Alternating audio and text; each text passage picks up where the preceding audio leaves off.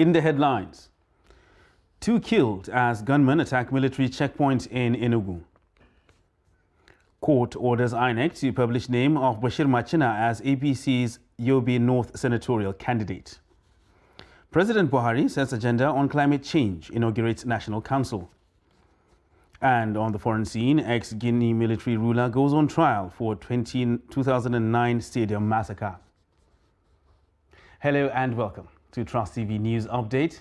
I am Ibrahim Yusuf.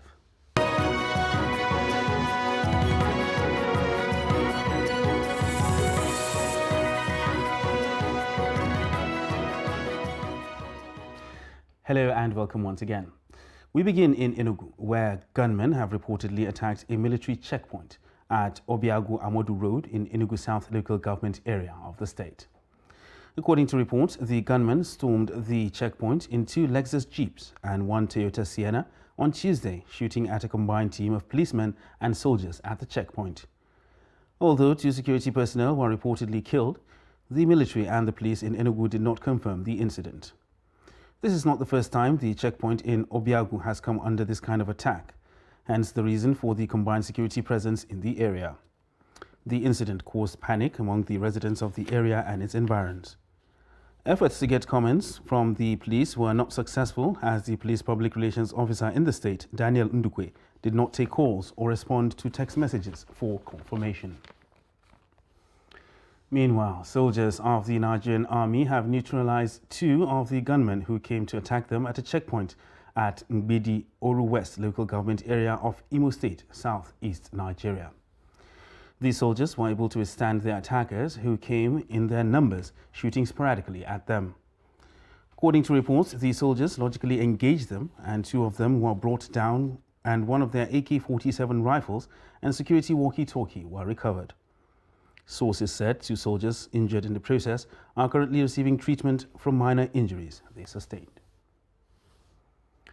And the Akwa Ibom Police Command said it has rescued 5 persons from the den of 2 notorious kidnappers. The kidnappers were said to have hijacked a Powerlink Transit Company bus conveying passengers from Port Harcourt to Uyo, where they robbed and kidnapped 5 people. The State Police Public Relations Officer, SP Odiko McDon, said the kidnappers demanded 20 million naira ransom each from the victims after blindfolding, tying their hands and leading them to Ikpe Anang Forest in Etim Ekwo local government area where they were kept. The PPRO said a gang responsible for most robberies and car snatching within Uyo metropolis had also been apprehended. And the Chief of Staff to the President, Ibrahim Gambari, said Nigeria must create a conscious policy and political effort towards converting its population endowment into real power and influence. The Chief of Staff made the comment on Tuesday at the 20th Convocation Lecture in honor of the graduating students of the Nigeria Defence Academy, Kaduna. Bella Musa reports. Convocation Lecture of the Nigerian Defence Academy NDA is national security in an evolving world order. Delivering the lecture, Professor Ibrahim Gambari said Nigerian Internal Security Services needs constant investment and the review of the curricula of the national defense courses. As with our internal security services, the Times also called for constant investment in the comprehensive review of the curricula for the training of the National Defense Forces to imbibe them with strategic planning, foresight, and future capability that ensure that they are as operationally proficient in reacting to threats as they are efficient in anticipating patterns and containing challenges. He said revising the national defense doctrine in the present security challenges calls for immediate reflection. Revising the national defense doctrine in the face of the changing nature and patterns of threat also called for immediate reflection. How, for example, do we complement the boots we deploy for conventional operations with the capacity for cyber warfare? Earlier, Commandant of the Nigerian Defense Academy, Major General Ibrahim Yusuf, reminds the cadet of the task ahead after graduation. This ceremony is not merely to celebrate your capability to excel in challenging atmosphere, but to remind you of the life after this place as you set out to pursue the careers and specializations which you have evidently been trained to stand out. The lecture is part of the event for the passing out of cadet of 59 regular course and postgraduate students of the NDA. Bello Musa, Trust TV News Kaduna. A federal high court sitting in Damaturu, the Yobe state capital, has declared Bashir Sharif Machina as the authentic APC senatorial candidate for Yobe North in the forthcoming 2023 National Assembly elections. The court also orders the Independent National Electoral Commission, INEC, to publish his name accordingly. The presiding judge, Justice Fadima Aminu, gave the order on Wednesday in Damaturu. The judge affirmed that Machina was duly and validly elected Yobe North senatorial candidate for APC during the May 28th primary election of the party. INEC had on September 20th published particulars of presidential and National Assembly elections candidates of all the 18 political parties without the name of APC candidate for Yobe North, which was the subject of litigation between Senate President Ahmed Lawan and Machina. Meanwhile, a federal high court sitting in Lagos has ordered the Labour Party and its supporters not to converge on the Lekki toll gate for its #OBDETI23 Forward Ever rally billed to hold on the 1st of October 2022. The court also directed the Inspector General of Police and the Lagos State Police Commissioner to ensure compliance with the order. Justice Daniel Osiago gave the orders on Wednesday while ruling on a motion for injunction brought by 10 plaintiffs who are asking the court to, among others, restrain the Labour Party, its presidential candidate Peter Obi, his vice presidential candidate Yusuf Datti Baba Ahmed, one Julius Abure, and their loyalists from holding the rally. The court also held that while the rally cannot stop at the Lekki toll gate, it can pass through the venue to access Falomo Bridge and other venues at which the rally plans to meet. A preliminary objection filed by the defendants seeking to stop the court from hearing the motion on the grounds that it lacked jurisdiction could, however, not be entertained as all parties to the suit had not been served. The court adjourned hearing of the substantive suit to November 4th. River State Governor Nyesom Wike says the recovery and eventual return of the seemingly lost asset of the state, a Legacy 600 aircraft, is a reality and not mere politics.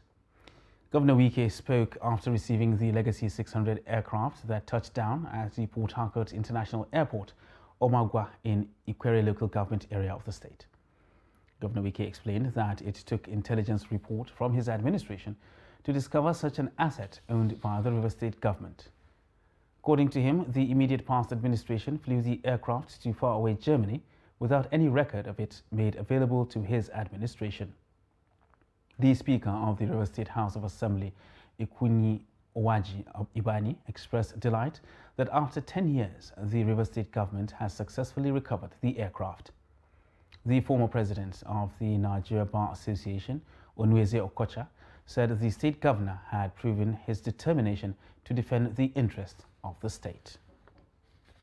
2015, nobody got handed over any report or handover note to let us know where assets of the state are.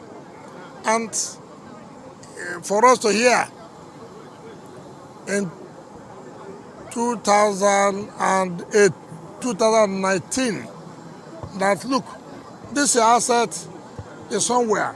Are you going to sell it? I would say, which asset is that? The Legacy 600.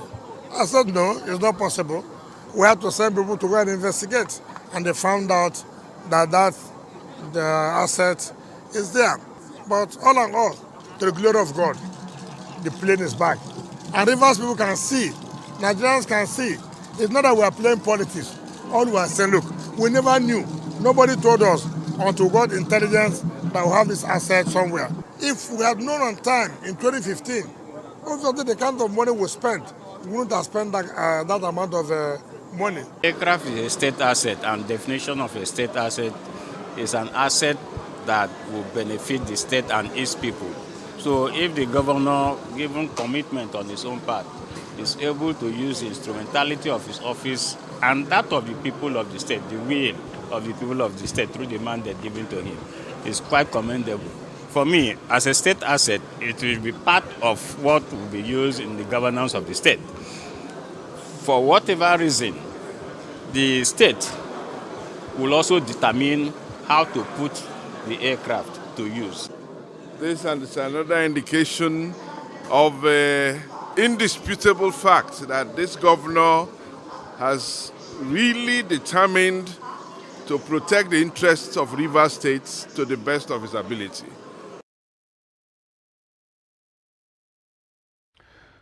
A mass communications student of Ahmadu Bello University, Zaria, Muhammad Hussaini Yakubu, has appealed to the Bauchi state government to restore his stipend, which was stopped as a result of loss of sight. Muhammad told Trust TV that his appointment was terminated in 2019, soon after he lost sight in 2014, while he was studying veterinary medicine at the same university. Adu Musa completes the report. Muhammad Hussaini Yakubu is an indigene of Toro local government area of Bauchi State and gained admission to study veterinary medicine in ABU Zaria, but developed retinal detachment when he was in 200 level, a development that forced him to leave the course for mass communication due to the practicals involved. He alleges that soon after the incident, the state government stopped his monthly allowances. According to Muhammad, those studying pharmacy, medicine, veterinary medicine, and other related courses are being given temporary appointments, and after graduation will be given a permanent and pensionable appointment. But his hope was dashed by the sudden incident. I got admission into Ahmadu Bello University, Zaria in the year 2012, studying veterinary medicine. During the course of my study as a veterinary medical student, I was receiving an allowance with the Bauchi State Government, Ministry of Agriculture and Rural Development. During the course of my study, when I was in 200 level, my sight developed a problem and I stopped seeing. So we have been moving from one hospital to another, from Shika Eyes Hospital in Zaria to Ekwa Eyes Hospital to Mekyo Eyes Hospital in Lagos. But after all that, there is no any improvement. Muhammad, who is in his 400 level, appealed to the state governor to reconsider his appointment as he wasn't the cause of his problem, adding that the allowance is the only means to help him continue his degree program. Please, I'm appealing to my state governor, as the governor of Bauchi State, His Excellency Alhaji Bala Abdul Qadir Muhammad, the first citizen of Bauchi State, to please look into my issue. This allowance, since the inception, that is what I'm using to pay my school fees. I want to use that allowance also to complete my education. All efforts to get a response from the Bauchi State government were unsuccessful. With the appeal by both Muhammad and his mother, they all hopeful that the Bauchi State government will look into their plight. Ado Musa, Trust TV News, Jos. You're watching Trust TV News Update. And still ahead, how tricycles displace taxis in Kano. Details of this and more after the break. Stay with us.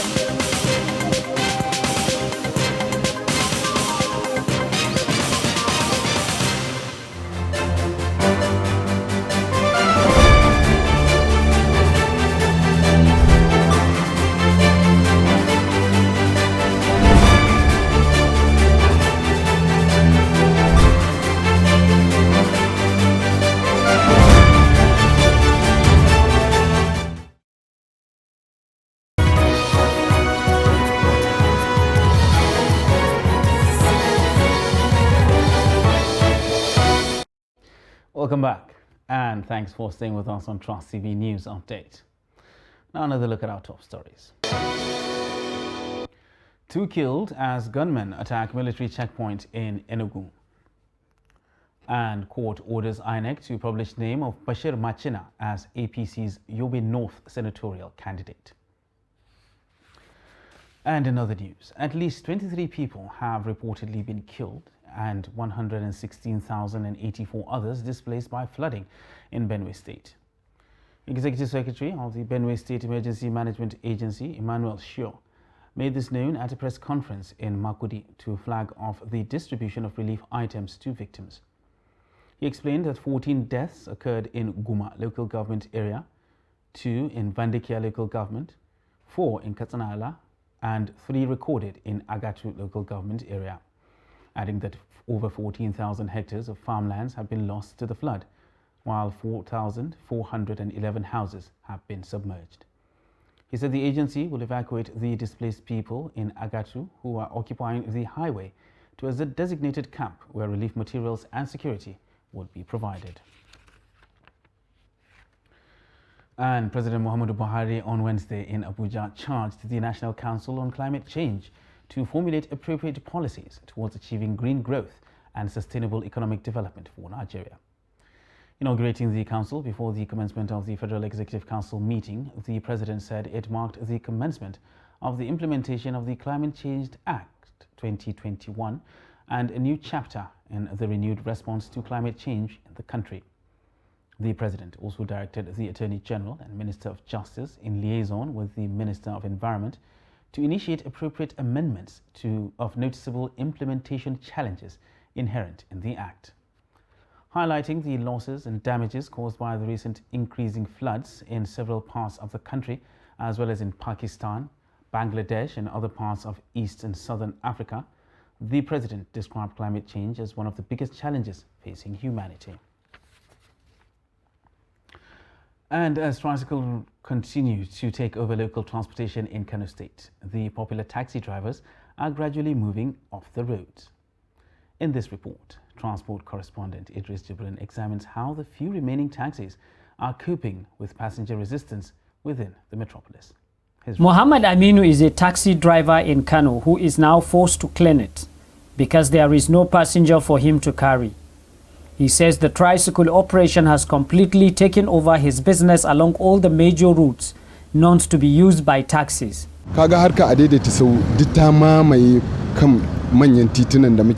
You see, tricycle has taken over all the major roads we follow.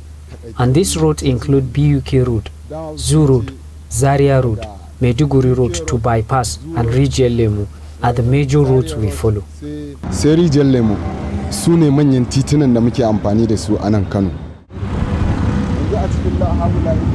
Few years back, taxis are known to be the popular and most reliable means of transportation within the metropolitan city of Kano.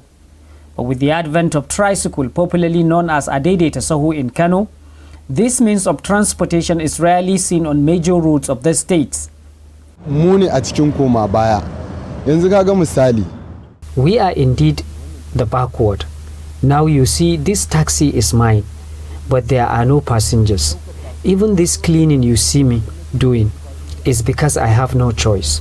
I could not go out because even if I did, there are no passengers.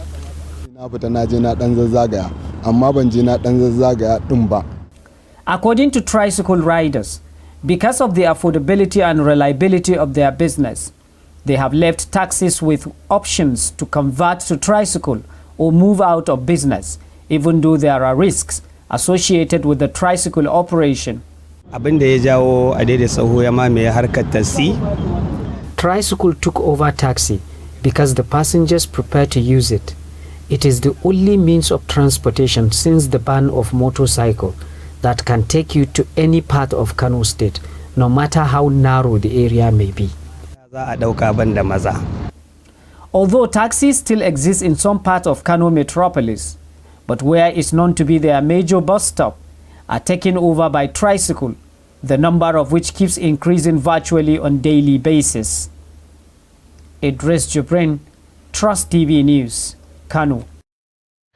And now to legislative matters, where the Senate has passed for second reading a bill that seeks to enable the appointment of any person other than the Governor of the Central Bank of Nigeria as board chairman of the Apex Bank.